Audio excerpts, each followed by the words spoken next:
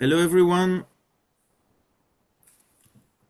Bonjour à tous. We are just about to start the session. Let me Nous give allons bientôt commencer cette 30 session seconds more to see et many people donnons connecting. encore 30 Euh, secondes aux Bonjour à personnes de tous. se connecter. Je vois que les personnes se joignent à Nous nous. allons attendre encore moins d'une minute pour laisser tout le monde se connecter. Je vois qu'il y a encore des gens qui se connectent. Je vais m'exprimer en français, mais vous avez la possibilité d'entendre une traduction simultanée si vous cliquez sur le bouton plus. You can hear translation by clicking on the plus button. We'll be starting in a minute.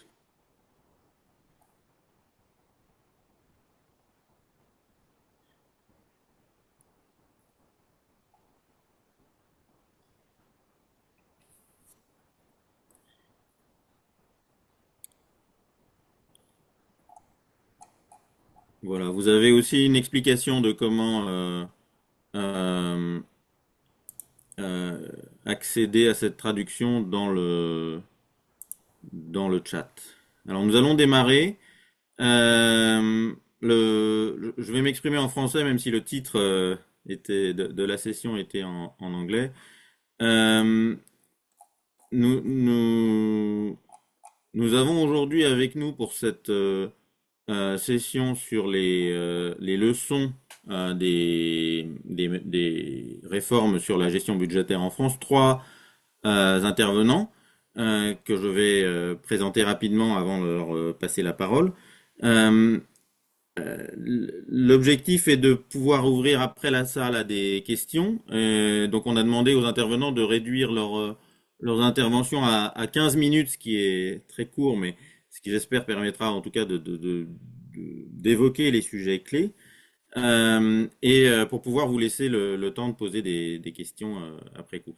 Euh, pour commencer très rapidement, je vais introduire ODI pour ceux qui ne connaîtraient pas. ODI est un institut de recherche indépendant, un groupe de réflexion euh, focalisé sur les sujets d'économie globale et d'aide au développement, et particulièrement sur les sujets d'injustice et d'inégalité, avec des publications qui couvrent beaucoup de domaines. Et nous sommes ici dans le cadre des activités du département qui couvre les finances publiques notamment.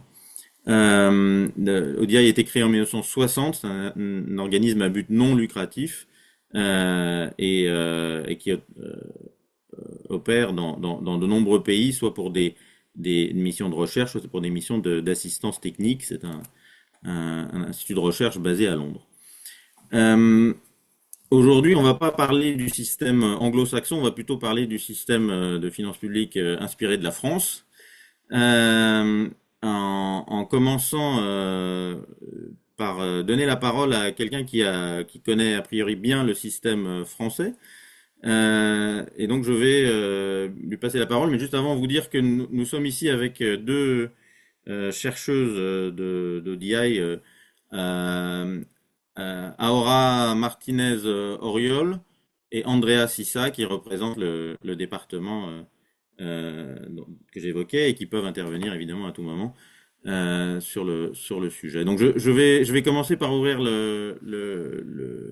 les débats en quelques mots. Euh, nous avons, euh, nous avons beaucoup de changements en cours que ce soit en France ou dans les pays dont les institutions ont été inspirées par la France. Ce serait très compliqué de le dater, mais on pourrait dire que depuis 2001 et depuis le vote de la LOLF, en tout cas, il y a des objectifs qui ont été affichés dans de nombreux pays sur la pluriannualité, sur la mise en place d'un suivi prenant plus en compte la performance, euh, avoir des dépenses qui sont plus en ligne avec les besoins réels, peut-être aussi avoir plus d'objectivité dans le choix de l'allocation de ces ressources, euh, euh, peut-être aussi utiliser plus de preuves, dans le sens s'appuyer sur des éléments plus factuels pour cette allocation des ressources. Et une des questions que je vais poser aux trois intervenants, c'est dans quelle mesure on y est arrivé, sachant que même s'il y a des similitudes entre les lois de finances, les lois organiques qui ont été passées dans les différents pays euh, qui vont être représentés ici, il y a aussi des différences énormes, et à la fois dans l'approche et dans les objectifs. Alors, je vais me tourner directement vers le premier intervenant pour partir justement de l'exemple français euh, et lui demander aussi clairement est-ce que c'est un exemple? C'est pas peut-être pas toujours le cas. En tout cas, la parole sera libre. Monsieur Claude Venling est un ancien du département du budget en France. Il est inspecteur des finances. Il a notamment travaillé sur le premier budget pluriannuel français en 2009. Il a contribué aussi à ces grandes revues de la pertinence des dépenses dans une logique de performance qu'on appelait à l'époque les RGPP, qui a depuis changé de nom plusieurs fois, et qui avait pour objectif justement d'évaluer la pertinence des dépenses autrement que sur la base des dépenses des années précédentes. Euh, Monsieur Claude Velling travaille maintenant au FMI, au département des finances publiques, où il est économiste principal. Et il a notamment travaillé sur des sujets spécifiquement de prise en compte prise en compte des évolutions de long terme et des dépenses et des cadres de dépenses macro-budgétaires à moyen terme. Les questions que je voudrais te poser, Claude, c'est est-ce que tous ces changements ont été en France d'abord et ensuite peut-être plus largement en partie atteints, et sachant qu'évidemment on est bien conscient que on ne les a pas atteints, et peut-être attirer aussi ton attention sur le fait qu'il y a certaines critiques dont on a aussi parlé sur la pertinence de certaines de ces réformes dont l'objectif n'est remis en cause par personne, mais qui n'auraient pas atteint leurs objectifs. Je pense notamment aux publications de Mark Robinson sur lesquelles nous avons eu des échanges et qui, s'appuyant sur des rapports de la Cour des comptes en France, considèrent que finalement on reste dans un mode d'opposition entre le ministère des Finances et les ministères sectoriels et peut-être pas assez de coopération. Donc quel est ton point de vue sur ces questions et quel est le niveau de réussite des objectifs qu'on s'était fixés? À toi, Claude. Merci beaucoup, Nicolas, et c'est vraiment un honneur que d'avoir l'occasion de s'exprimer lors de ce webinaire. Donc, peut-être simplement, effectivement, pour rappeler mon parcours, dire que, effectivement, je suis un ancien de la direction du budget au ministère de l'économie et des finances français et que j'ai eu la chance d'y travailler à une période charnière. J'étais en fait à la tête du bureau des lois de finances fin 2005, c'est-à-dire que j'ai eu l'honneur de préparer la dernière loi de finances rectificative, le dernier collectif budgétaire suivant le modèle précédent, hein, celui de l'ordonnance organique de janvier 1959, et en parallèle de conduire la discussion parlementaire sur le premier budget en mode LOLF, qui était le budget de l'exercice 2006. Alors le sujet dont on s'occupe aujourd'hui, on en a beaucoup entendu parler ces derniers temps, puisqu'on vient de fêter en 2021 les 20 ans de la LOLF. Il y a eu effectivement, tu y fais allusion, des rapports de la Cour des comptes, des travaux de la Cour des comptes. Il y a eu aussi l'adoption d'une loi organique relative à la modernisation de la gestion des finances publiques en décembre 2021 qui essaye justement de corriger certaines lacunes qui sont apparues à l'usage dans la LOLF.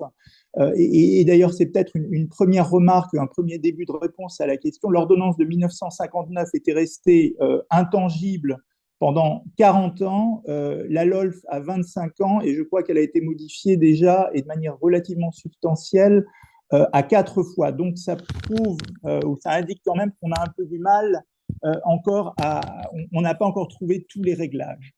Alors, pour répondre à la question posée, je vais parler de tout d'abord de deux choses, peut-être les promesses de la LOLF et dans quelle mesure elles ont été tenues, et dans une deuxième partie, parler des limites de la LOLF, les points qui n'étaient pas pris en compte au début du raisonnement ou insuffisamment et sur lesquels on continue de travailler à l'heure actuelle.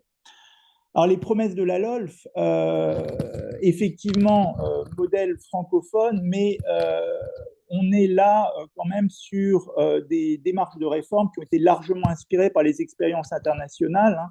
À l'origine, il y avait d'ailleurs un rapport sur l'État et la performance, hein, la gestion publique, rédigé par une équipe de l'inspection générale des finances en 1999-2000 et qui justement attirait l'attention sur les évolutions de la gestion publique qu'on pouvait déjà observer dans des pays tels que l'Australie, le Royaume-Uni, le Canada, les Pays-Bas aussi, la Suède, plutôt donc des pays du système de Westminster, et avec un accent mis justement sur la performance de l'action publique, sur la responsabilité des gestionnaires.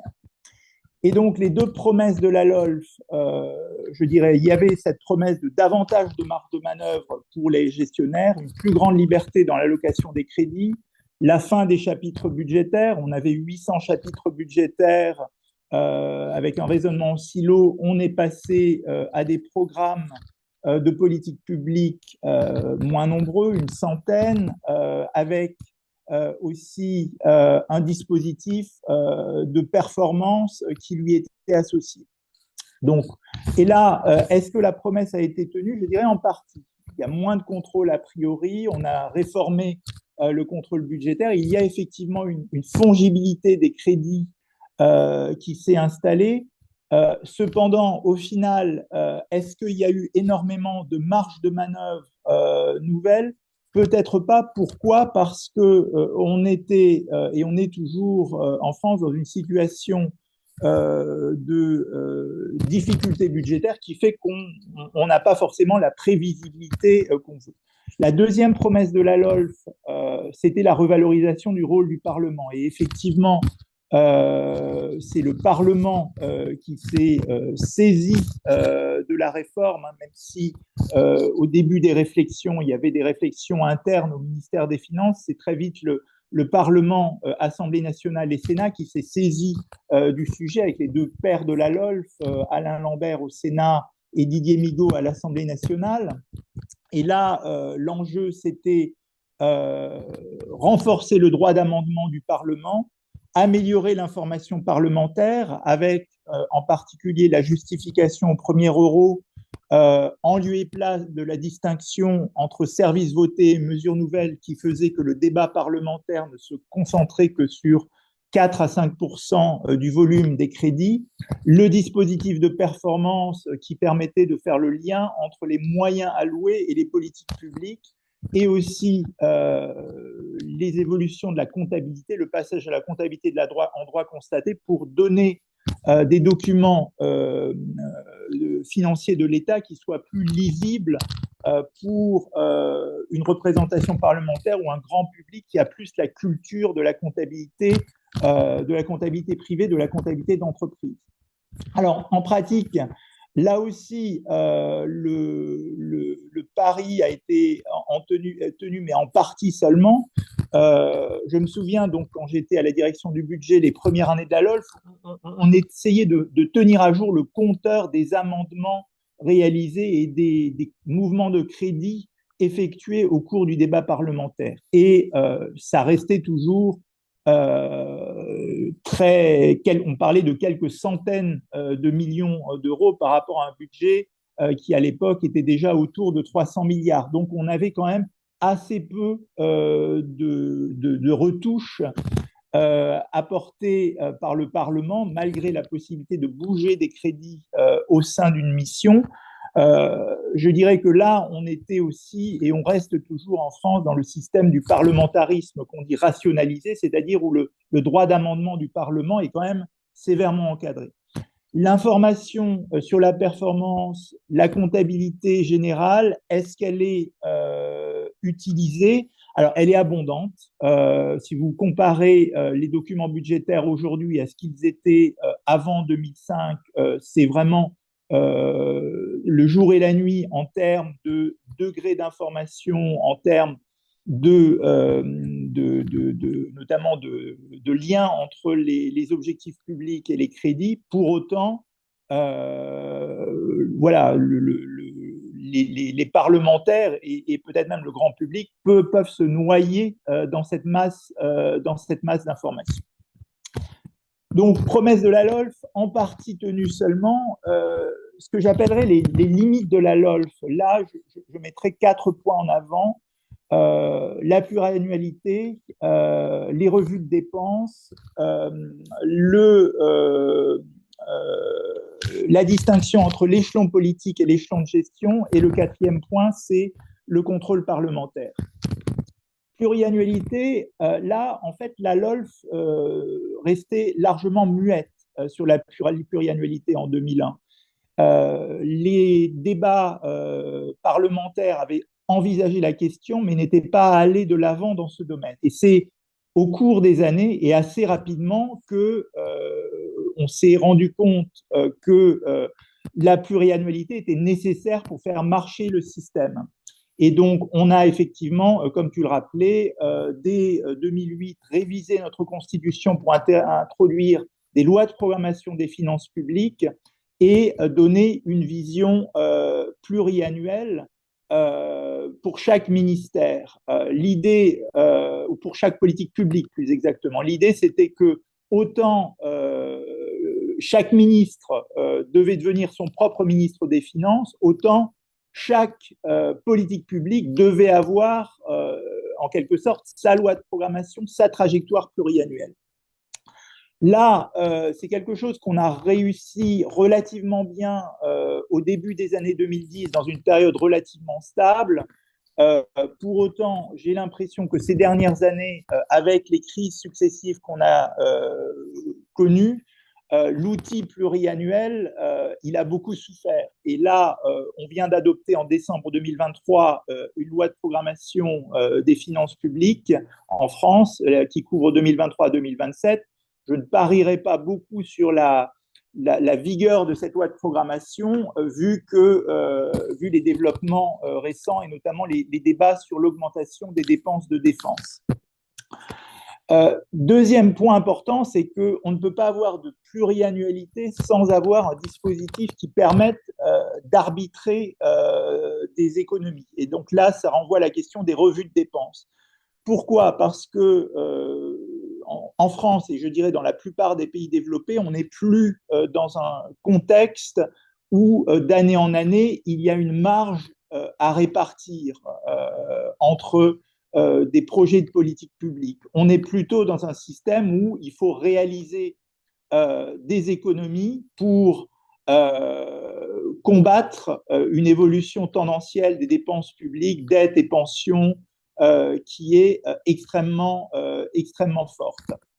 Et la procédure budgétaire annuelle n'est pas faite pour arbitrer des mesures d'économie. Un, on n'a pas le temps, et deux, en l'absence de vision pluriannuelle, on ne voit pas l'impact d'économies qui montent en puissance, par exemple sur les dépenses de personnel ou bien sur des dispositifs sociaux où d'année en année, avec des effets de cohorte, les gains attendus d'une mesure d'économie augmentent. Et donc, c'est pour cela que le complément de la pluriannualité budgétaire dans le dispositif qui s'était mis en place dès la fin des années 2000, c'était vraiment les revues de dépenses.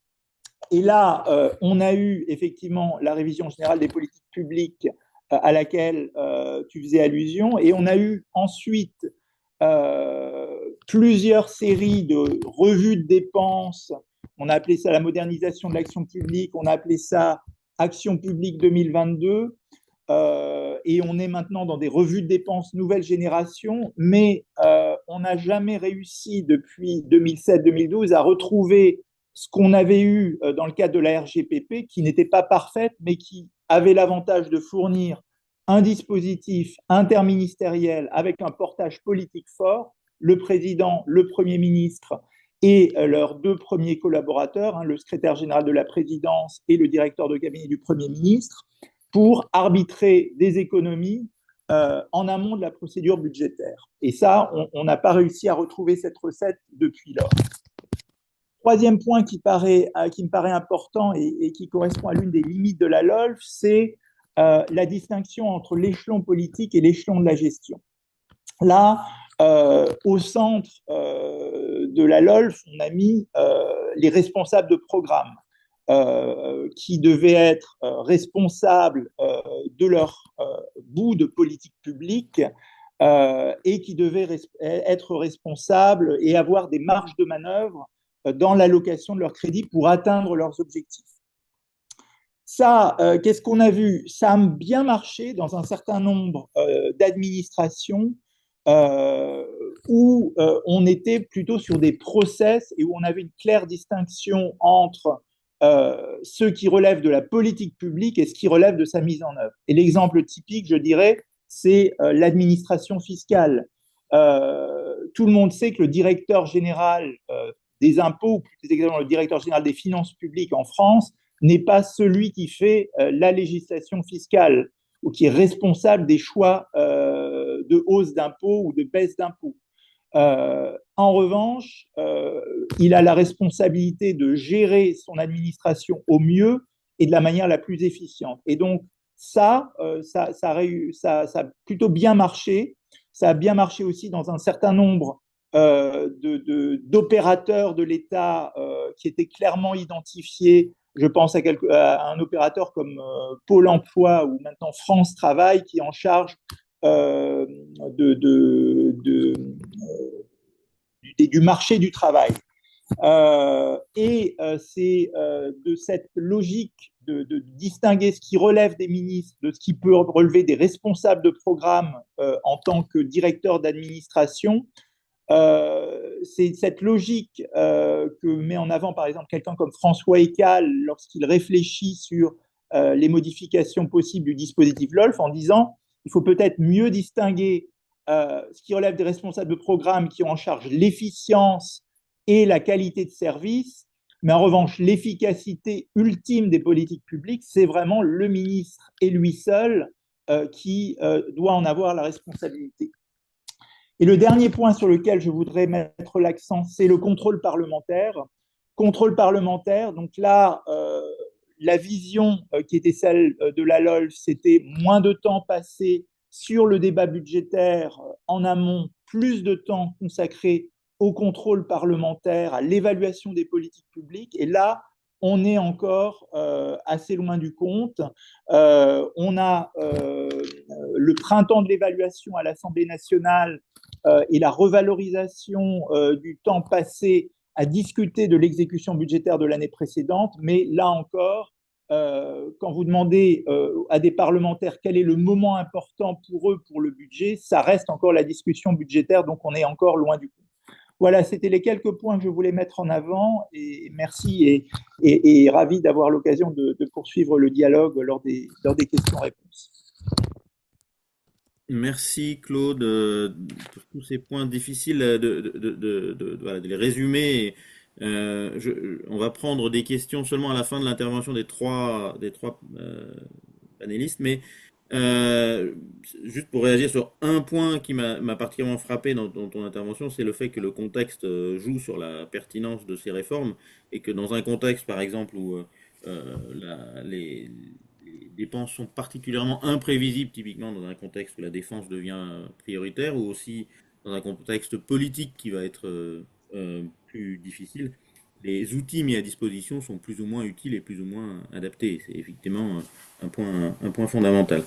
Je vais me tourner maintenant vers le Bénin et vers Monsieur Rodrigue Chaou, qui est le directeur général de la direction générale du budget, qui est confronté lui aussi à des réformes très importantes depuis une loi organique relative aux lois de finances qui date, je crois, de septembre 2013, mais qui, d'une manière générale, a mis en place un très grand nombre de changements dans ses missions, jusqu'à d'ailleurs une réorganisation récente de la DGB qui a été mise en place en 2022. Peut-être Monsieur Chaou pourra-t-il nous en parler pour essayer d'atteindre au mieux ces objectifs et peut-être insister sur le fait que dans les réformes mises en place au Bénin, l'aspect dématérialisation a semblé être particulièrement important. Donc peut-être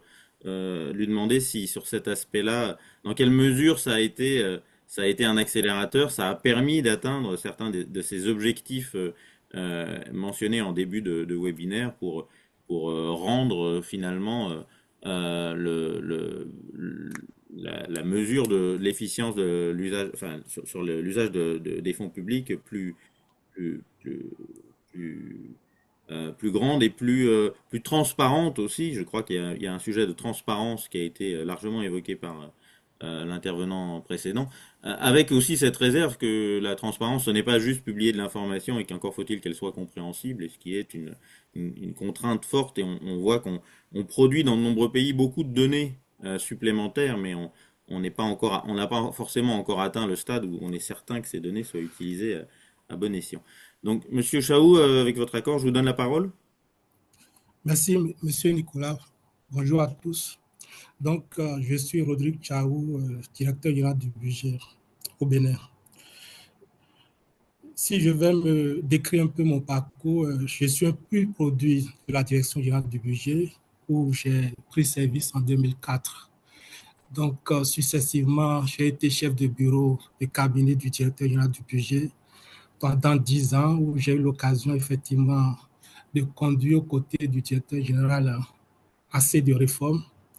Donc, 2 ans après mon passage à la tête du bureau du DGB, j'ai été directeur de la préparation du budget où j'ai conduit également la transposition des directives de l'UEMOA dans le droit positif de mon pays. Et 2 ans après, j'ai été nommé directeur général du budget. Donc, mon parcours jusqu'à aujourd'hui se passe entièrement au sein de la direction générale du budget. Par rapport à l'organisation de la DGB que vous venez d'évoquer, effectivement, nous avons, depuis 2016 que nous sommes à ce poste, nous avons engagé beaucoup de réformes institutionnelles.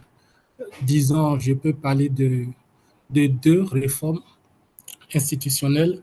La première consistait déjà à ouvrir un pôle budget ouvert au sein de la direction générale du budget dès 2017, où c'était juste une unité d'amélioration de la transparence budgétaire, de la participation publique et de la redevabilité. Mais en chemin, cette unité a migré pour devenir un pôle.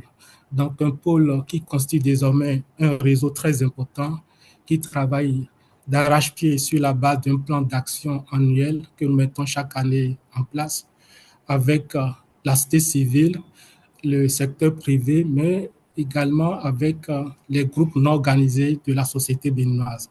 Donc, c'est ce pôle qui conduit tout l'écosystème de l'ouverture budgétaire et permet aujourd'hui à notre pays de s'ériger quand même comme un pays modèle en la matière. L'autre réforme que nous avons mis en place a consisté à rendre un peu verticale la procédure de programmation et de budgétisation au niveau de l'administration financière de notre pays, où l'aspect programmation était, jusqu'à 2 ans, je crois, était géré par le ministère en charge du développement.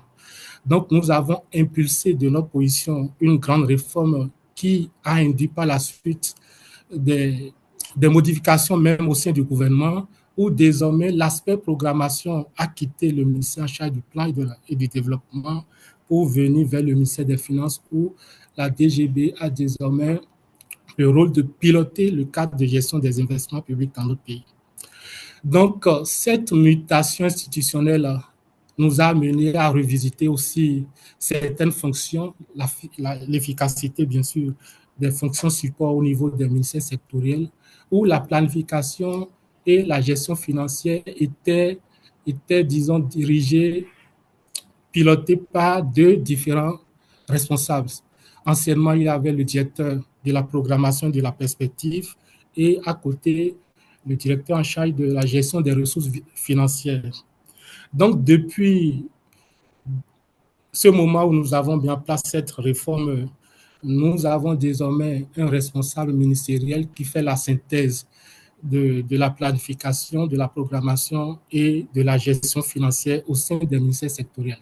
Donc voilà, du point de vue institutionnel, tous les efforts que nous avons mis en place pour pouvoir répondre effectivement à la logique, à la nouvelle logique qui est une logique de budgétisation axée sur la performance. Donc par rapport à l'expérience du Bénin en la matière, je pourrais juste dire que la gestion des finances publiques dans notre pays est influencée par principalement 4 facteurs. D'abord, nous avons les directives communautaires, les directives de l'UEMOA qui sont d'inspiration française. Mon prédécesseur l'a rappelé tout à l'heure.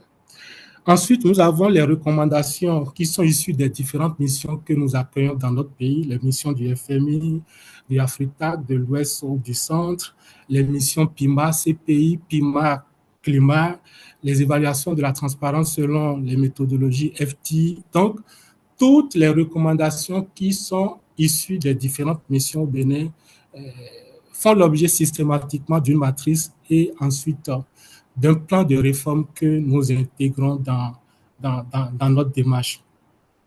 En troisième point, nous avons aussi la transformation numérique de l'administration publique retenue par le gouvernement du Bénin comme un pilier essentiel de son action. Donc, nous travaillons d'arrache-pied sur la digitalisation des services, surtout la numérisation de la gestion des finances publiques.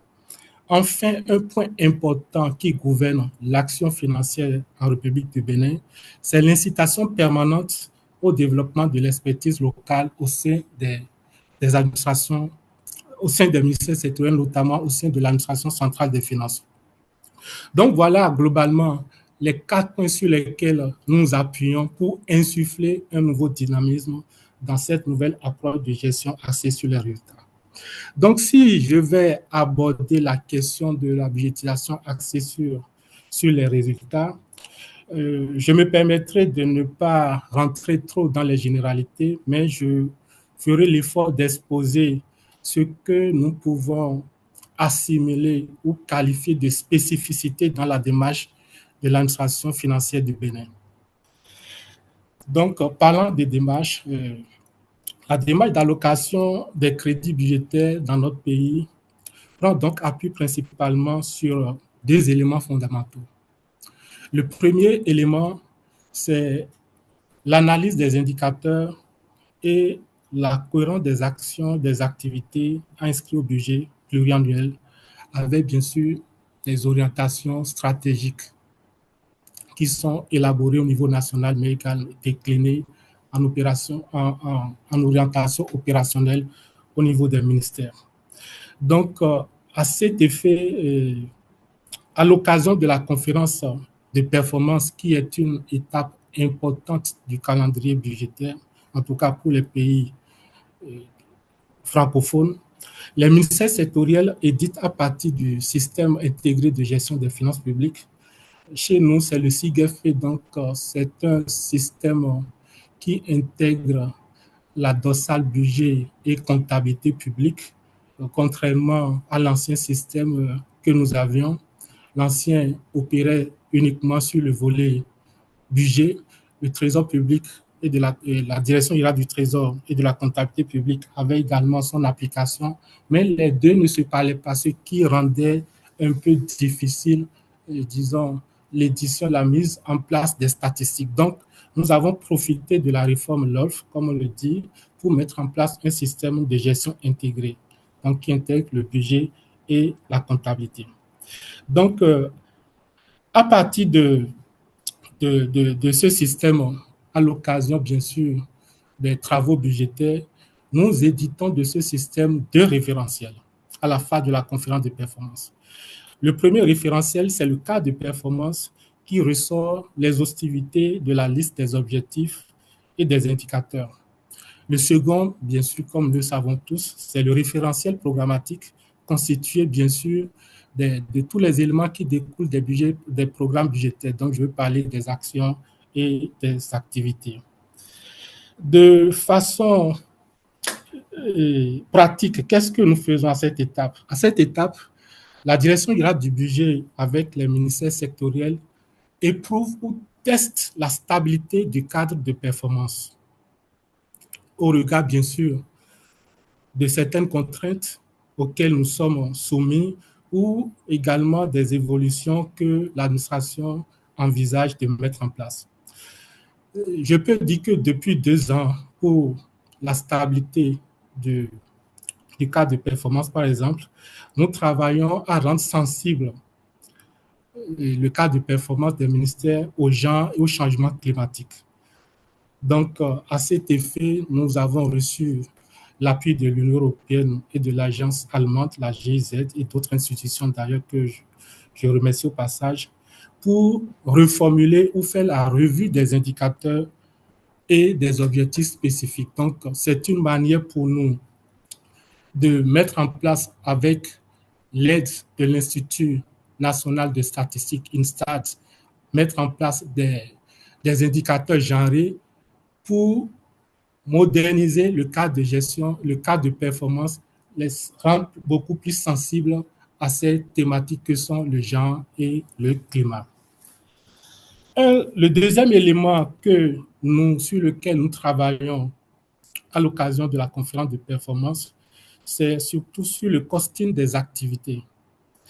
Et à ce niveau, il faut simplement dire que par arrêté du ministre des Finances, nous mettons en place un référentiel des actions et des activités qui sont validées à l'issue des discussions que nous avons avec les ministères sectoriels sur la cohérence, sur la pertinence du maintien ou non des actions ou des activités. Donc, c'est un arrêté qui établit chaque année, à l'occasion de l'élaboration du budget, le référentiel programmatique qui décline les actions en des activités qui vont recevoir, bien sûr, en face des crédits et des plafonds et des autorisations d'emploi. Donc, une fois que cela est fait, le Bénin a mis en place un outil qui est un outil informatique aussi, que nous appelons le SICOREF. Donc, c'est un outil de prévisibilité qui n'est pas encore intégré au SIGFP, qui est le système intégré de gestion des finances publiques.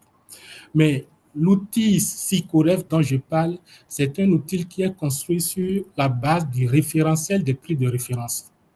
Donc, comme vous le savez, pour l'évaluation financière des activités, il y a forcément un référentiel des prix. C'est vrai que dans ce document, tous les prix n'y figurent pas, mais pour le cas du Bénin, les prix qui n'y figurent pas font forcément l'objet d'homologation par le contrôleur financier qui est rattaché auprès du ministère concerné. Donc, à partir de l'outil SICOREF, les ministères sectoriels établissent les données financières brutes, puisque à partir du référentiel programmatique, nous avons déjà les activités, les actions. Donc, l'outil SICOREF se base sur ces données et avec les prix qui y sont contenus, fait maintenant ressort des données financières brutes. Donc, c'est sur la base de ces données financières brutes que la DGB engage maintenant le dialogue budgétaire avec les ministères sectoriels.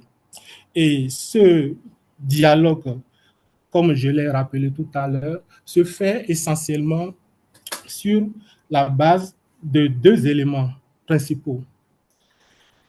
D'abord, le premier élément, c'est la démarche de mise en œuvre de l'activité. C'est vrai, l'activité est validée dans le cadre référentiel, mais pour déterminer le coût financier associé, il faut apprécier l'efficacité de l'approche de mise en œuvre proposée par le sectoriel.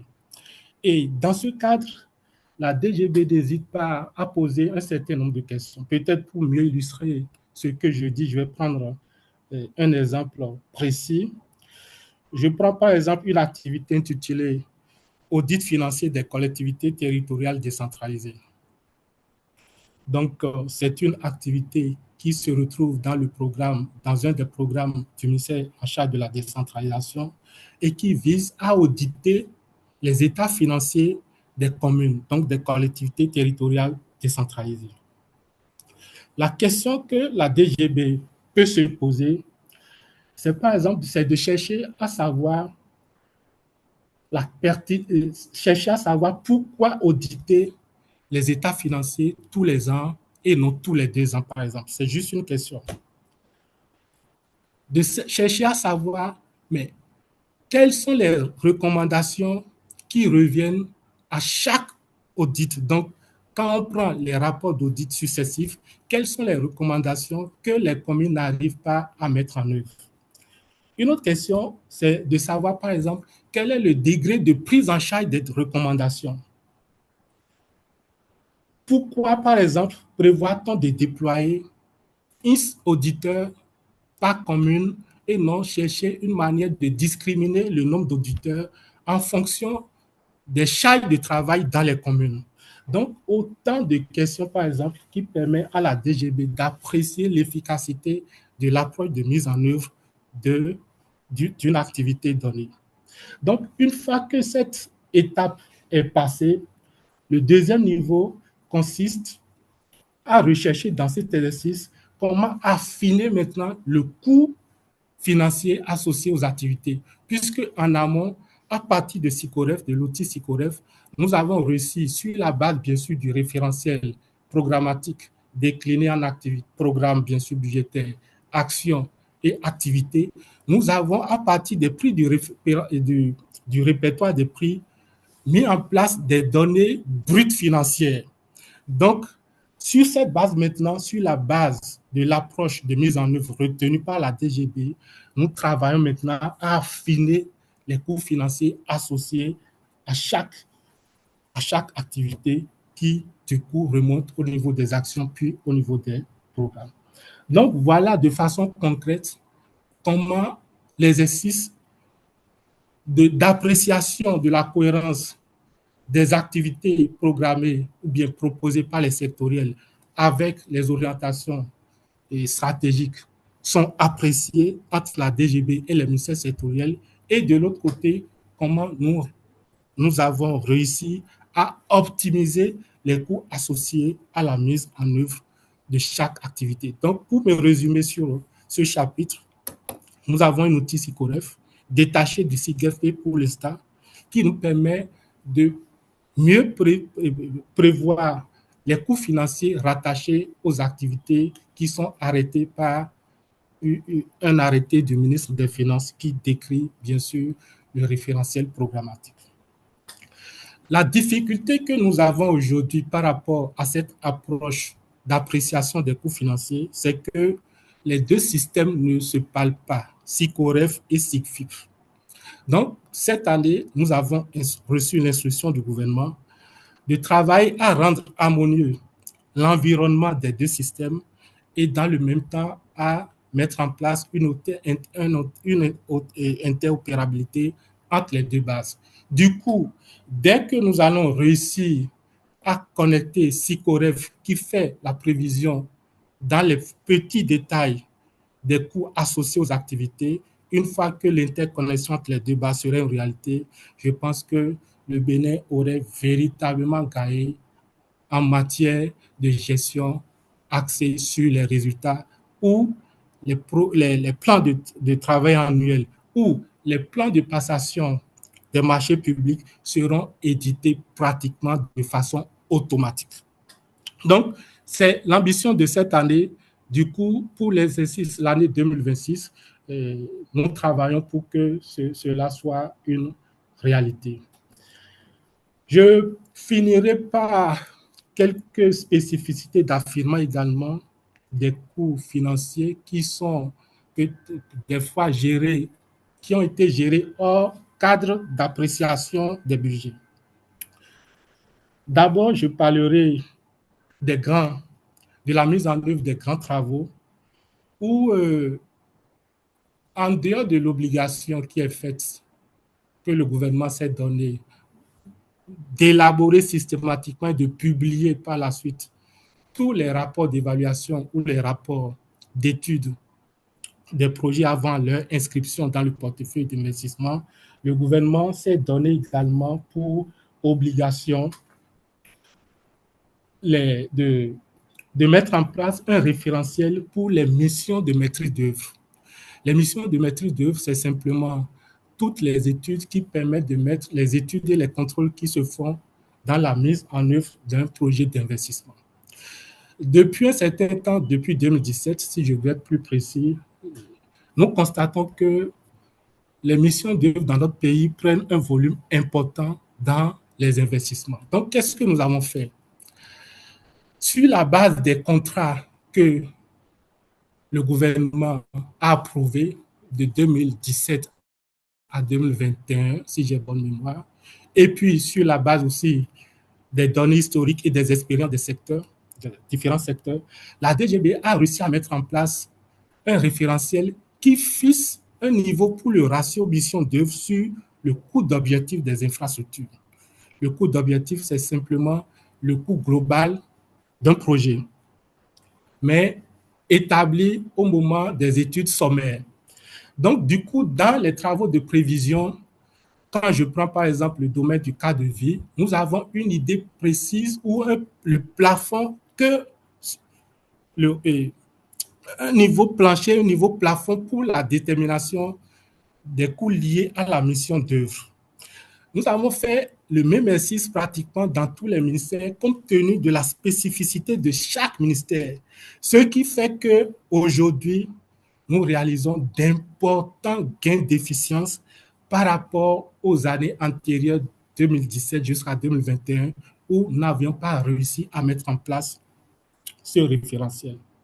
Un autre élément que nous utilisons beaucoup plus davantage depuis l'année passée, c'est la comptabilité des matières que nous avons réussi également à intégrer dans le SIGFP, le système intégré de gestion des finances publiques, qui aujourd'hui nous permet d'avoir à un instant T donné les stocks des matières. Donc, pour la prévision des matières, les fournitures et autres équipements, nous ne nous tracasserons plus. Nous avons systématiquement, à partir de la base de données, le niveau des stocks de chaque fourniture, ce qui nous permet de confronter les ministères sectoriels sur leurs besoins de dépenses en la matière.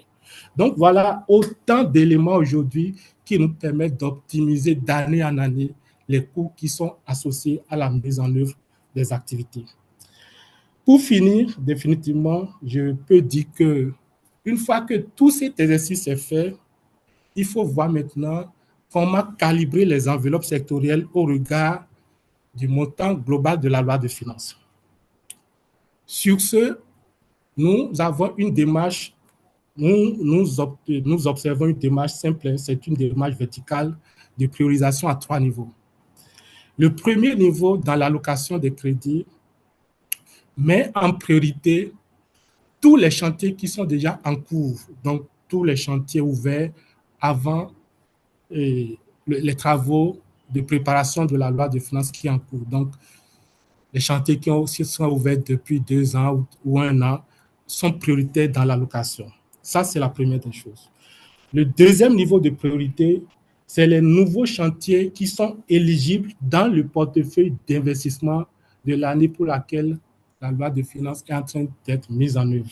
Donc, dans ce lot, nous regardons prioritairement les projets dont les financements sont bouclés et secondairement, ceux dont les projets ne sont pas encore finalisés sont renvoyés en 3e niveau de priorité où ces projets ou bien ces activités d'investissement peuvent être programmés dans la 2e année du triennal qui est en cours d'élaboration.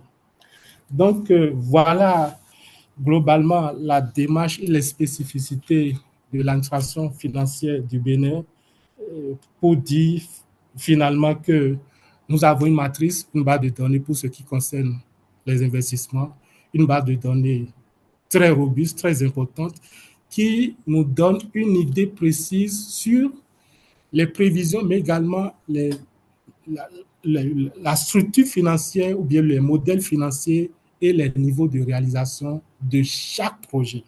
Donc, quand nous prenons n'importe quel projet, nous avons des éléments très très précis sur le coût global du projet. Si en temps, dans la mise en œuvre du projet, il y a des avenants, automatiquement, la base de données est mise en jour.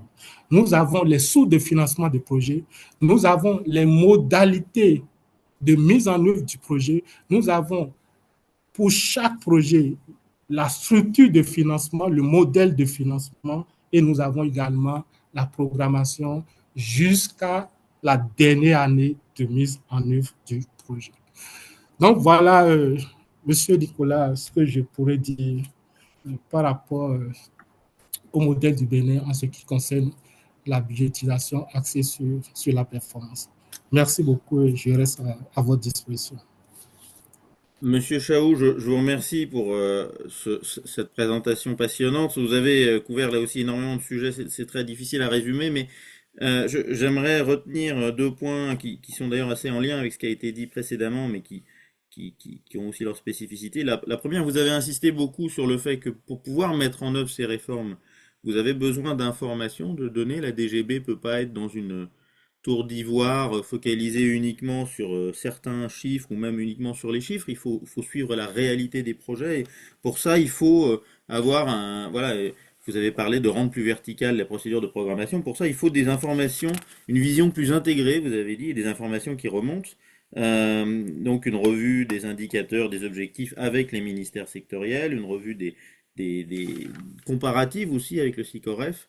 Donc toutes ces informations qui vous permettent de savoir réellement ce qui se passe sur le terrain et qui nécessitent effectivement des données et des systèmes d'information, mais aussi de prendre en compte correctement cette information. Et j'en profite pour faire un parallèle avec une publication de ODI qui a eu lieu spécifiquement sur la prise en compte dans les décisions du gouvernement, et notamment les décisions budgétaires, des indicateurs, et notamment des indicateurs en temps réel si possible, qui a été publié par David Rosenfeld en septembre 2022. Voilà, la question, c'est pas seulement d'avoir de la donnée, c'est aussi de la transformer en information qui permettent la prise de décision et donc de rendre l'information la plus pertinente possible et la plus intégrée possible. Ça, c'est un point qui m'a semblé très important dans ce que vous avez dit. La deuxième, vous avez parlé de tout le cadre qui vous influence qui vous a influencé à l'origine, et vous avez parlé notamment des directives communautaires qui sont inspirées par les institutions françaises. Mais on voit aussi, et c'est très frappant quand on intervient dans la région, à quel point les recommandations, vous avez parlé des recommandations d'Afritac notamment, où la transposition est vraiment spécifique à chaque pays, et finalement, on part certes d'objectifs communs dans ces directives, mais les transpositions sont très différentes, et je pense que c'est un point qui nécessitait d'être rappelé, et notamment, ça va nous permettre de faire le lien avec le troisième intervenant. Si on regarde l'exemple du Mali, le Mali fait aussi partie de la CEDEAO, le Mali fait aussi partie de l'UEMOA. Les objectifs sont probablement assez proches en termes de responsabilisation déconcentrée, de prise en compte de l'état d'avancement des projets pour réallouer les crédits, de mettre en place des recommandations qui soient compréhensibles, et pourtant, évidemment, c'est mis en place de manière assez différente. Donc on va passer la parole au troisième intervenant, qui est Monsieur Bakary Koné. Alors, Monsieur Koné a eu toute une carrière d'abord budgétaire puis politique au Mali. Il a été ministre des Finances au Mali. Il a ensuite travaillé pour le Fonds monétaire international et il continue d'appuyer la recherche et les activités d'assistance technique au Mali, et notamment, je me permets de le signaler et de l'en remercier, dans le cadre de travaux de recherche avec ODI. Monsieur Koné, Bakary, je me tourne vers toi. Je pense que les objectifs qui ont été décrits par les précédents intervenants sont finalement assez proches de ceux qui sont poursuivis, je parle sous ton contrôle au Mali, c'est-à-dire responsabiliser au niveau le plus proche, au niveau le plus subsidiaire, au niveau le plus pertinent, les acteurs publics, avoir les informations les plus pertinentes pour prendre des décisions, pas seulement à un niveau annuel, mais à un niveau pluriannuel. Et tu as toi-même participé à travailler sur la mise en place de cette vision pluriannuelle dans le cadre malien. Mais pour autant, il y a aussi des spécificités sur comment on définit la performance et qu'est-ce qui a été possible en termes de mesure de la performance, notamment parce que le Mali a fait face à certaines crises qui a nécessité probablement de prendre en compte des contraintes sur la trésorerie disponible et ce qui a probablement d'adapter cette vision pluriannuelle et de performance à des contraintes de trésorerie fortes et à des contraintes politiques aussi. Donc, je te passe la parole, si tu veux bien, pour nous donner les spécificités de la mise en place de ces réformes pour le Mali. Bien sûr. Merci beaucoup. Merci beaucoup, Nicolas. Donc, encore, je remercie les organisateurs de ce webinaire de m'avoir fait appel pour participer à ce webinaire d'aujourd'hui. Donc, je les salue, je les remercie pour ça et je verrai ce que je peux faire comme contribution. Comme vous l'avez dit, ça fait un peu longtemps que je suis un peu loin de la pratique malienne des finances publiques. Donc, jusqu'à une époque récente où j'ai participé à un projet qui travaillait sur la mise en œuvre du budget de programme au Mali, donc en tant qu'expert, mais en tant qu'acteur de l'élaboration, de l'exécution du budget, donc je n'ai pas été très étroitement impliqué dans cela depuis un certain temps. En fait, ce que je voulais, le point sur lequel je voulais insister un peu ici, c'est un peu l'évolution même des problèmes rencontrés dans la gestion des finances publiques, donc dans les pays généralement.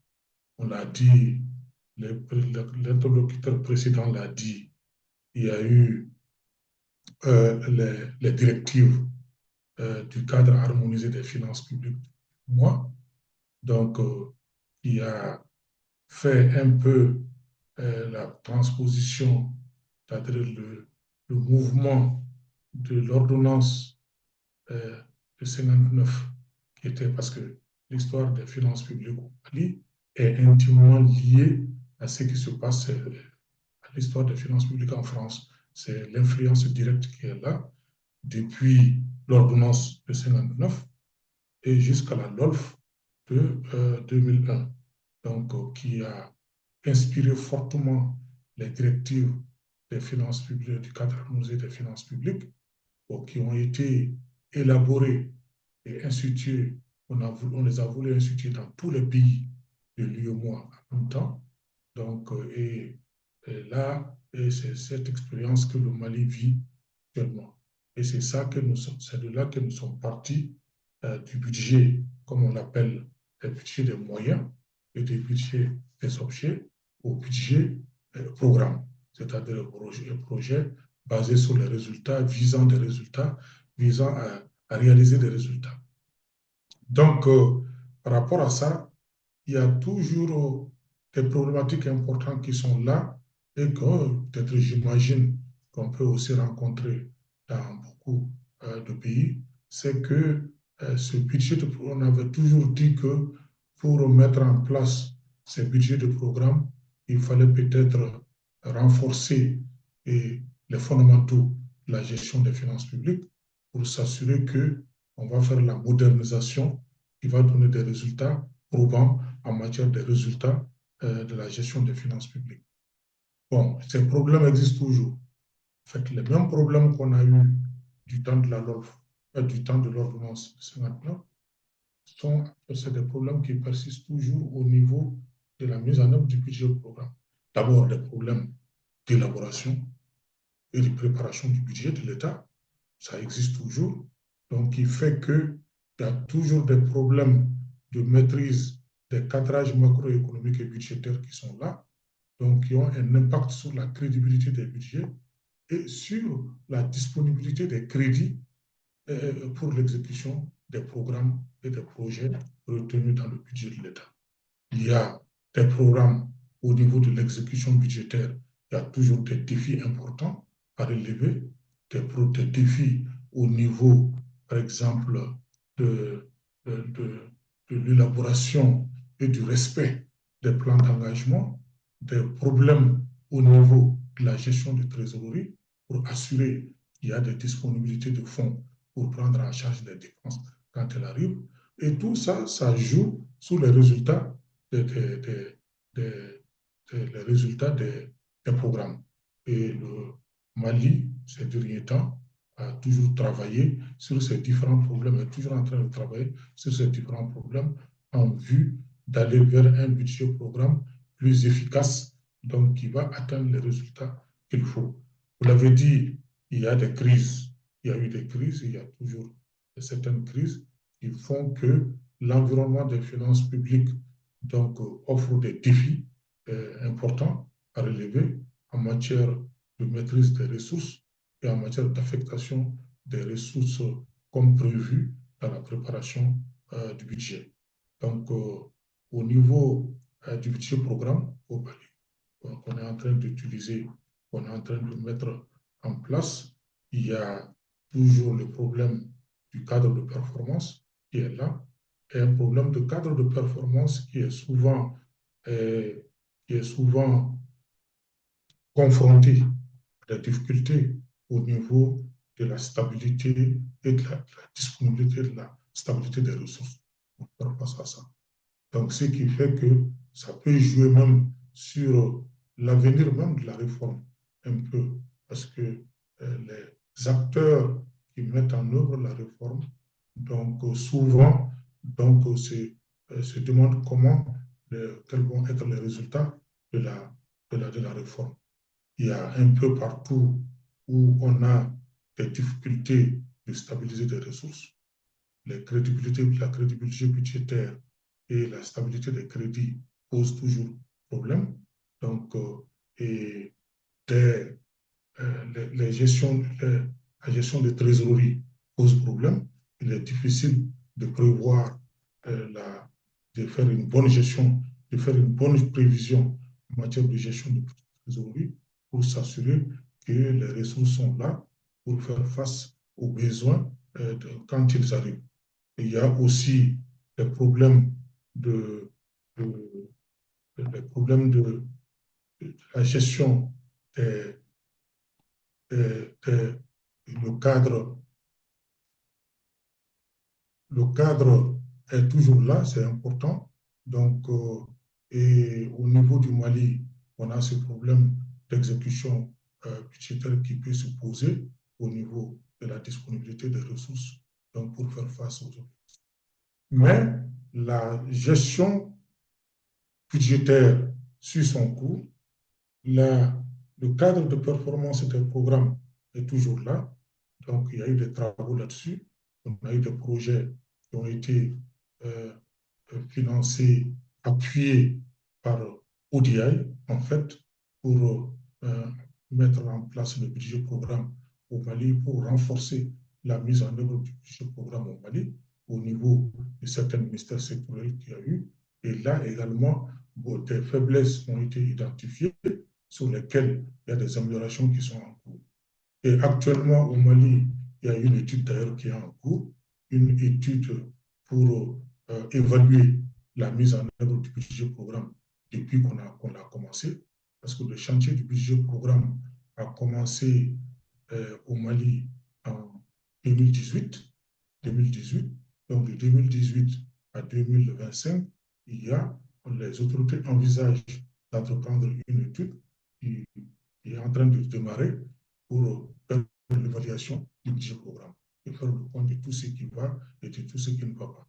Mais entre-temps, il faut dire que pour le moment, il y a des défis importants qui se dressent sur le terrain, compte tenu même de la nature, de la particularité du pays, des problèmes auxquels le pays confronté. Vous le savez tous, le pays est confronté à des défis sécuritaires importants, donc qui sont souvent, qui impactent beaucoup sur la gestion budgétaire, donc et sur les programmes budgétaires qui sont en cours. Donc tout cela, c'est autant de défis qu'il faut relever. Donc en gros, c'est pour dire que jusqu'à présent, les cadres de dépenses sont bien définis. Il y a toujours la programmation pluriannuelle des dépenses dans le cadre des PPD, c'est-à-dire les documents de programmation pluriannuelle des dépenses, donc qui ont un horizon de 3 ans, donc, et euh, qui, qui sont revus régulièrement, donc pour être mis à jour. Donc il y a cela, il y a les cadres de performance qui sont là, des objectifs avec des indicateurs de performance donc, qui sont évalués dans le cadre des RAP qui sont produits régulièrement. Les cadres de performance sont mis à jour régulièrement.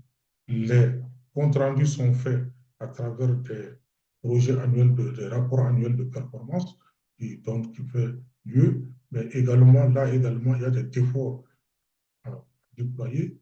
Il y a sur l'évaluation même de ces cadres de performance, l'évaluation de ces performances en fin de programme.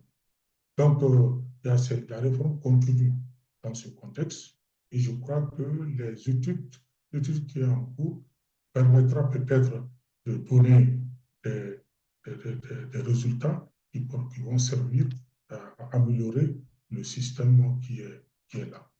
Donc, en gros, c'est ce que je peux dire en attendant qu'il y ait des questions spécifiques sur la réalité malienne, sur le cadre qui est là, mais les défis en matière de préparation budgétaire, en matière d'exécution budgétaire, en passant par les plans d'engagement, les gestions de trésorerie, etc., on présente toujours des défis très importants, donc auxquels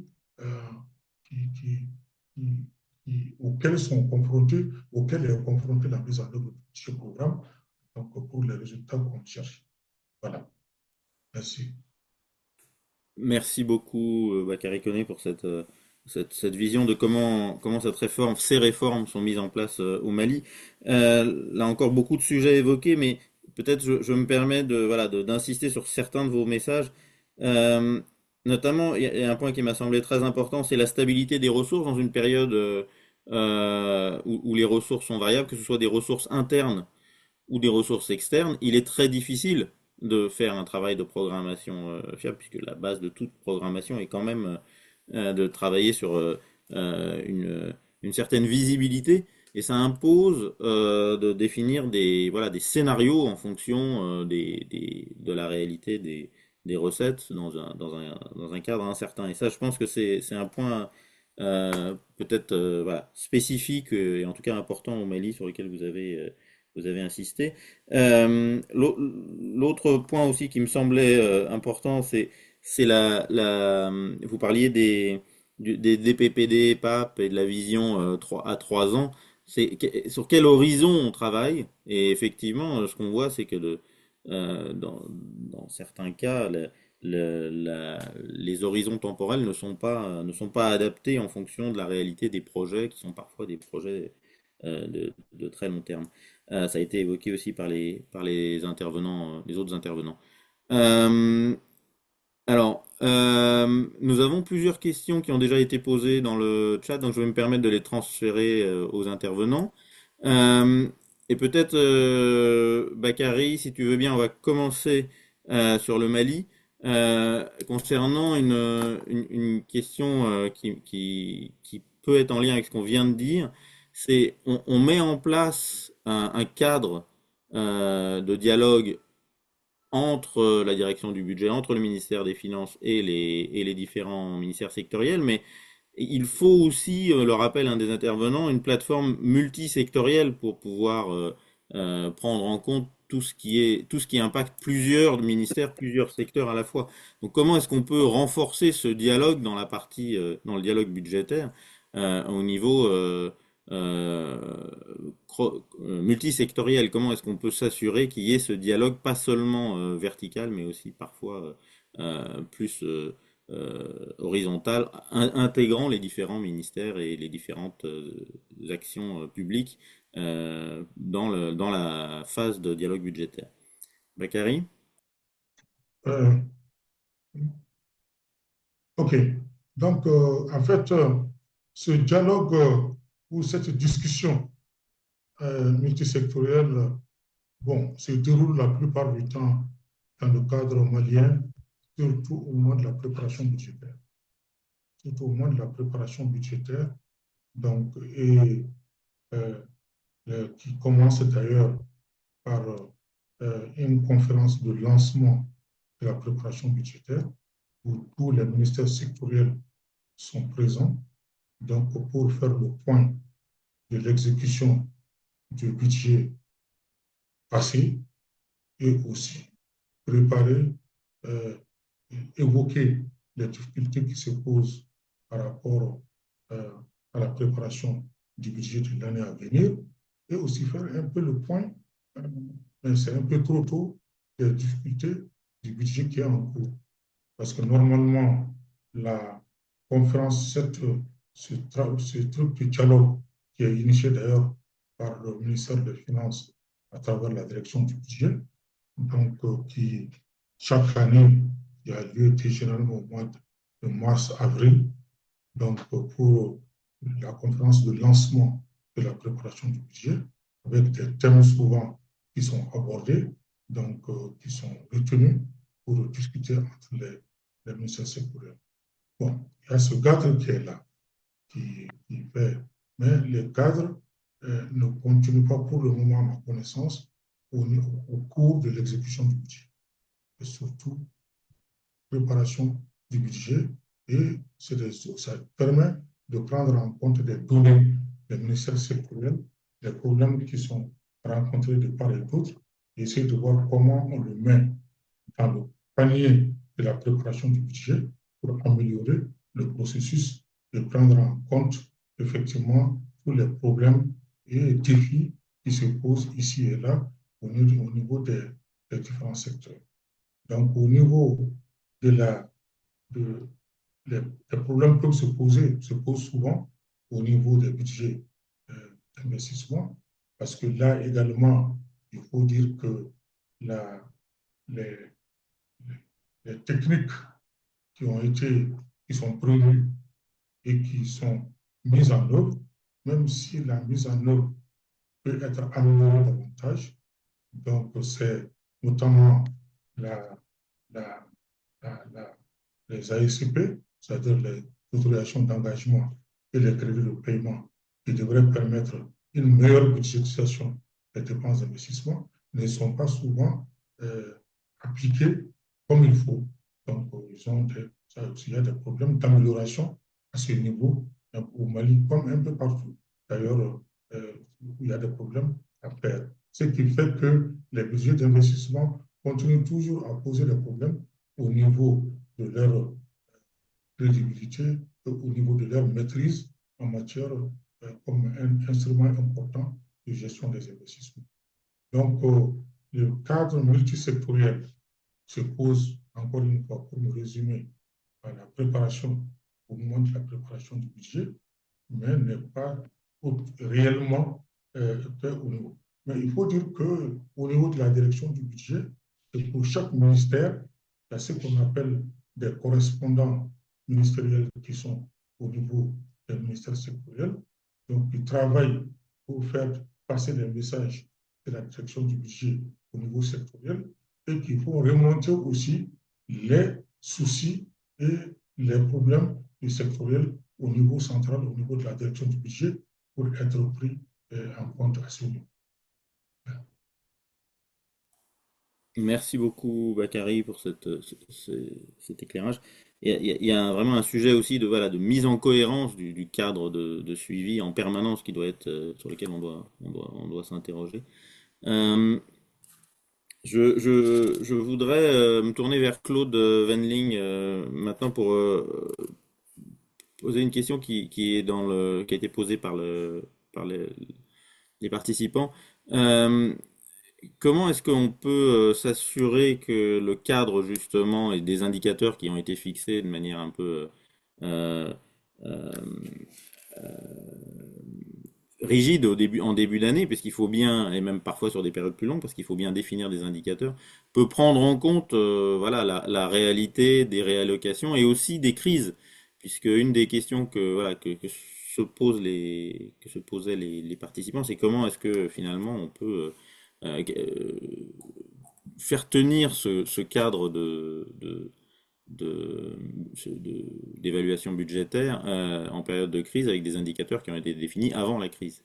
Alors, je ne sais pas si la France peut être définie comme un pays en crise budgétairement, mais comme tu n'es plus à la DGB, je pense que tu es libre de ton interprétation. Mais en tout cas, on a toutes les directions du budget font face à des crises. Ça, c'est la base du métier d'une DGB. Comment est-ce que le cadre peut être, voilà, peut être adapté sans pour autant s'éloigner trop, comme le rappelle un des participants, de ce qui a été voté?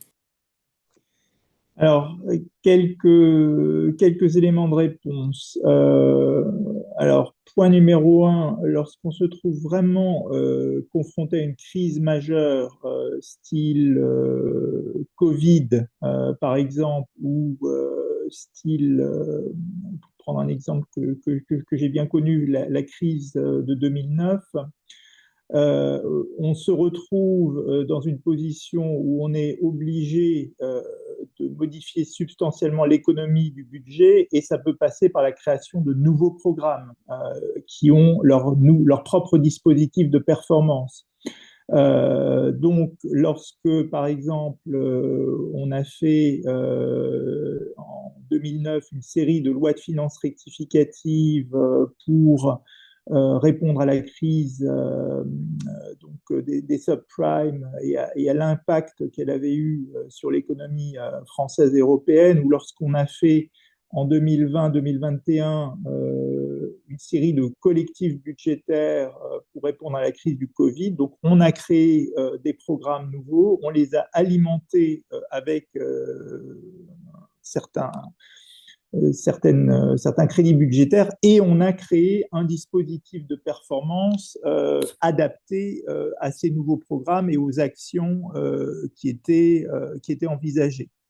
Deuxième élément de réponse, lorsque de manière plus ponctuelle, en cours de gestion, en cours d'exercice budgétaire, on est amené à modifier les crédits, par exemple par des virements. Alors, 2.1, le Parlement est évidemment tenu au courant de tous les mouvements de crédit qui interviennent en gestion. Donc, ils ont cette visibilité sur le fait que certains crédits sont transférés d'un autre programme ou virés d'un programme donné à un autre programme du budget. Et deuxième point, l'impact sur les indicateurs de performance, il n'est pas, je dirais, visualisé en temps réel, mais typiquement, ça fait partie du dialogue qui peut se nouer au moment du rapport annuel de performance, qui présente les sommes effectivement dépensées, les crédits effectivement dépensés, et sur la base donc, des crédits qui étaient disponibles, effectivement disponibles pour le responsable de programme, et qui présente aussi les résultats atteints donc au travers des objectifs et indicateurs, et qui permet de comparer ça aux cibles fixées. Et donc évidemment, si on a eu des mouvements budgétaires significatifs en cours de gestion, ça peut être un élément d'explication apporté dans la discussion sur les performances du programme. Voilà. Merci Je Claude. Et je voulais, pense que pour revenir sur ce qui était un des sujets clés de ce webinaire, ça pose aussi la question de savoir comment on définit une crise et dans quelle mesure, en fonction de la gravité de la crise, on peut adapter le budget, ce qui évidemment est par, un par- sujet clé. par rapport Euh, à ce point, je ne sais pas si je peux. oui, oui, bien sûr, bien sûr. Voilà, voilà, par rapport à ce point, là également, compte tenu de l'importance et de la fréquence des changements de crédits budgétaires qui peuvent intervenir. Je crois que dans beaucoup de cas, les gens n'ont pas opté parce que les collectifs budgétaires ou les budgets rectificatifs souvent interviennent vers la fin de l'année. Donc, on peut difficilement parler d'adapter les cadres de performance en cours d'année. Généralement, on laisse faire, on exécute le budget avec tous les changements et avec tous les mouvements de crédit qui s'opèrent. Et je crois que c'est au cours à l'occasion des rapports annuels de performance que tous ces mouvements sont pris en compte, leur impact sur leurs objectifs, sur les objectifs et sur les indicateurs de performance sont alors documentés et expliqués à ce niveau. Donc, tout ça intervient ex post. Mais il n'y a pas d'effort en cours d'année de mettre à niveau ou d'adapter ou d'ajuster le cadre de performance en cours. Tout à fait. Et alors, jusqu'à un certain niveau de gravité, et l'exemple qui était donné par l'intervenant précédent, c'était le cas du Covid. Il y a eu pas mal de publications sur comment les cadres de finances publiques ont pris en compte le Covid. Et là, on voit qu'il y a toujours un niveau de gravité où on est bien obligé de remettre en cause le cadre. Donc, tout dépend de la gravité de la crise. Mais effectivement, la plupart du temps, je comprends très bien la remarque. On va être sur une mise à jour. Alors que l'exécution est largement démarrée. Deux questions ont été posées à Monsieur Rodrigue Chaou. L'une par Mark Robinson, et si c'est bien le même Mark Robinson, c'est celui que nous citions en début de webinaire pour son rapport sur la situation budgétaire en France et la prise en compte du rapport de la Cour des comptes. Monsieur Robinson vous demande, Monsieur Chaou, si la prise en compte, en gros, de la déconnexion entre la planification de long terme et la budgétisation annuelle a bien été prise en compte avec des nouveaux postes de directeurs chargés de synthétiser les deux perspectives. Et si oui, est-ce que vous pourriez décrire comment ça a marché? Et une autre question vous est posée, Monsieur Chaou, concernant le fait que, comme vous l'avez dit, il y a certes une influence du cadre des directives du cadre harmonisé de 2009 de l'UMOA, mais aussi d'autres influences, d'autres missions notamment qui vous ont donné des modèles sur lesquels vous pouviez vous appuyer. Et le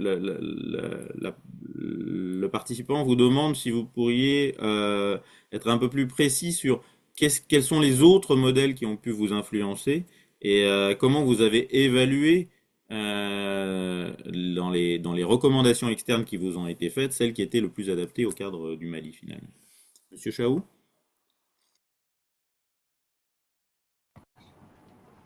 Merci. Donc, par rapport à la première question, à savoir comment la DGB a pu prendre le relais sur la gestion de la programmation des investissements, simplement pour dire que déjà au niveau institutionnel, les attributions de la DGB ont évolué, comme je l'ai rappelé tantôt. Donc, en dehors, bien sûr, de la proposition de la stratégie budgétaire, qui était la principale mission de la DGB au gouvernement, nous avons eu également la mission désormais de gérer le cadre de gestion des investissements publics. Donc, du coup, nous avons travaillé à mettre en place un décret qui réorganise la gestion des investissements. Donc, les acteurs sont redéfinis dans leur rôle, mais également le cadre de préparation, d'exécution et de suivi a été revu de façon adéquate. Maintenant, dans la réalité, comment les choses se sont passées? Nous avons pris au moins 6 mois pour, en tout cas, constater le passage de cette attribution à la DGB. Déjà, au niveau du ministère du Développement, les investissements étaient gérés dans un système. Nous avons pris le système avec le code source où les services qui avaient pour attribution de gérer ce système ont été mises à la disposition de la DGB pour 3 mois. Allô? Vous m'écoutez? Oui, on vous Donc, entend très bien. il a un Ça système de fonctionne. maillage pendant 3 mois entre les services du ministère qui avaient en charge de planifier les investissements et les services de la DGB. Deuxième chose, nous avons revu l'AOF de la DGB en 2021, où au niveau de la direction de la, de la des politiques et synthèse budgétaire, nous avons créé en dessous un service qui s'occupe des études, mais également du suivi des investissements. Donc, du coup, en lieu et place d'une direction au niveau du ministère du Développement qui s'occupait de ce volet, nous avons désormais un service qui dépend du directeur de la programmation et des politiques et synthèse budgétaire. Donc, ce service cohabite avec le service en charge de la budgétisation, ce qui facilite la communication au sein de la direction. Donc, il y a un service en amont et un service en aval. Donc, c'est comme ça que nous avons opéré en mettant en place un nouveau décret qui réorganise la gouvernance des investissements publics dans notre pays, où chaque acteur est désormais mis dans son rôle, y compris la direction générale du budget. Donc, je peux dire que depuis 2021 à ce jour, tout se passe, honnêtement, tout se passe très bien et la cohérence entre le budget et les orientations stratégiques se resserrent d'année en année depuis que le gouvernement a mis en place cette réforme. Donc, voilà ce que je peux dire pour assurer que, sincèrement, c'est une très bonne réforme que d'autres pays aussi peuvent prendre du plaisir à expérimenter. Ça a réduit les tensions qu'on avait avec nos collègues qui géraient les investissements au niveau du plan. Ça a permis d'avoir une seule lettre de cadrage budgétaire. Avant, il y en avait deux. Une qui définissait les orientations de planification des investissements, une autre qui définissait les dépenses de fonctionnement. Désormais, c'est le ministre en charge des Finances qui émet annuellement une seule lettre de cadrage qui définit les orientations autant pour la programmation que pour la budgétisation des dépenses. Donc, nous avons une cohérence dans l'organisation, mais également dans la démarche de préparation de la loi de finances.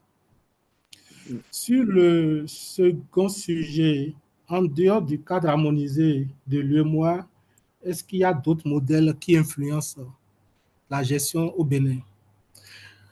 D'abord, nous-mêmes, nous travaillons, comme je l'ai dit, à faire émerger des expertises au sein de l'administration financière. Donc, nous avons réussi à avoir des cadres d'échange que nous appelons communauté financière, où la DGB fait appel à des acteurs sectoriels, aux contrôleurs financiers qui sont délégués dans les ministères, aux responsables en charge de passation des marchés publics dans les ministères, où nous mettons en place une thématique que nous discutons à bâton rompu. Ce qui, du coup, fait émerger de nouveaux,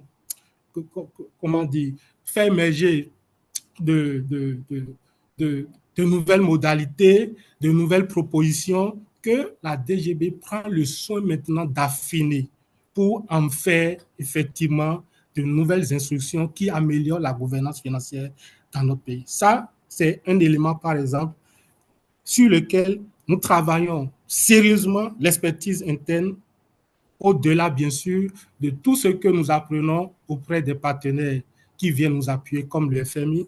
Donc, nous nous inspirons forcément du modèle FMI sur, par exemple, la prévisibilité de la masse salariale. Personnellement, j'ai travaillé depuis 2010 avec le FMI sur un modèle de prévisibilité de la masse salariale, sur comment on peut anticiper sur les arriérés salariaux, comment on peut anticiper sur la programmation des glissements catégoriels, qu'ils soient automatiques ou promotionnels, comment on peut anticiper sur les hypothèses de planification des recrutements, etc., etc. Donc, nous nous inspirons forcément du modèle du FMI. Pareil du côté de la Banque mondiale, surtout sur le volet changement climatique, mais également les modèles sur l'entretien et la maintenance des infrastructures, puisque c'est également un autre volet très important pour les finances publiques. Donc, nous nous inspirons forcément des modèles de ces institutions. En dehors de ces institutions, j'ai cité d'autres. Il y a Africa de l'Ouest qui travaille sur nous, sur beaucoup de sujets que nous proposons. Par exemple, comment, disons, modéliser les reports de crédit. Vous voyez, donc, à partir du travail que nous avons fait avec Afritac, ça nous a permis d'avoir de nouvelles modalités pour gérer les reports. Déjà que le report, dans notre démarche, n'est plus systématique. Parce que, M. Bakary l'a rappelé tout à l'heure, les pays ont du mal à arrimer leur plan d'engagement avec la trésorerie. Au Bénin, comme la loi de finances, le projet de loi de finances est examiné et adopté en Conseil des ministres en octobre, voire en fin septembre, voire début octobre, nous tenons une dernière revue avec les ordonnateurs délégués, y compris les acteurs en charge de la gestion des marchés publics. Donc, du coup, en septembre, nous avons une idée plus ou moins précise des crédits de paiement qui n'auraient pas eu la chance d'être consommés avant la clôture de l'exercice en cours, ce qui nous permet de reprogrammer dans le dernier calibrage des enveloppes budgétaires avec les ministères, de reprogrammer ces CPI qui ne seraient pas consommés en année N+1, ce qui nous évite forcément d'avoir, une fois que la gestion nouvelle est ouverte, d'avoir des demandes de report de crédit. Mais ce que je n'ai pas dit, c'est que le Bénin vient de faire 10 ans d'expérience de la loi organique. Nous sommes déjà engagés dans un processus de relecture où aujourd'hui, toutes les améliorations sont déjà sur la table du ministre des Finances. Donc, nous pensons que dans les jours à venir, nous aurons des échanges avec les universités et d'autres experts pour leur proposer les nouvelles réformes, les nouvelles évolutions, les nouvelles améliorations que nous pensons mettre désormais dans la loi organique. Donc, une fois que cette étape sera passée, le texte ira au niveau du Conseil des ministres, puis après au Parlement pour être voté. Donc, voilà ce que nous faisons pour rester un peu bref. Sinon, nous faisons beaucoup de choses qui nous inspirent. J'ai parlé un peu de la transparence budgétaire. Nous avons eu beaucoup de soutien de Global Initiative for Transparency, de OGP actuellement, avec qui nous sommes, du FMI aussi, avec sa méthodologie propre à lui, donc la méthodologie FTI, la Banque mondiale aussi, les agences européennes. Donc, nous sommes ouverts à toutes les institutions. Notre logique, c'est de prendre ce qui est important, mais à l'interne, nous travaillons également pour regarder de près, examiner de près les difficultés auxquelles l'administration financière est confrontée et ensemble avec les ministères sectoriels, nous arrivons à faire émerger quand même des solutions et qui impactent positivement la gouvernance budgétaire et financière de notre pays. Voilà ce que je peux dire pour répondre à ces deux questions. Merci beaucoup. Merci beaucoup, Monsieur Chaou. On a hélas dépassé l'heure et on va devoir fermer le webinaire, mais je vous remercie pour cet éclairage et c'est vrai que le sujet de comment prendre en compte des preuves ou des éléments fiables pour les reports de crédit est un élément complètement clé dans le cadre de cette question sur voilà, la budgétisation basée sur des résultats. Comment s'appuyer sur des résultats pour les reports de crédit. Et je note aussi la remarque que vous avez faite sur le fait qu'une grande partie de ces réformes servent finalement à réduire les tensions pour rendre plus objectifs les arbitrages que vous êtes amenés à faire, même si une direction du budget ne sera jamais complètement l'ami des ministères sectoriels. m'excuserai de le rappeler, mais je crois qu'on on peut jamais être complètement amis, mais on peut en tout cas essayer de réduire les tensions en rendant les informations transmises et les cadrages les plus objectifs possibles. Merci beaucoup pour votre contribution à tous. Je remercie particulièrement les trois intervenants, Monsieur Venling, Monsieur Chaou, Monsieur Koné, et merci à tous pour avoir participé. Suivez ODI sur LinkedIn ou sur tout autre réseau pour pouvoir voir les prochains webinaires. Merci, je clôt la session. Merci.